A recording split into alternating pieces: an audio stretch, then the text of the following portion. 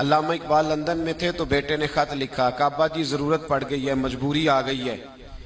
कुछ पैसे किसी से उधार ले लूं, जब आप वापस आएंगे तो लौटा दूंगा। तो इकबाल ने अपने बेटे को खत लिखा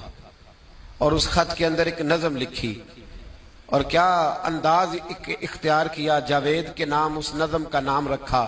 इकबाल कहने लगे, दियारे इश्क में अपना मकाम पैदा कर, अब्बे के सहारे जीना अब छोड़ दे, अब वालिद को बैसाखी बना के आगे बढ़ना छोड़ दे,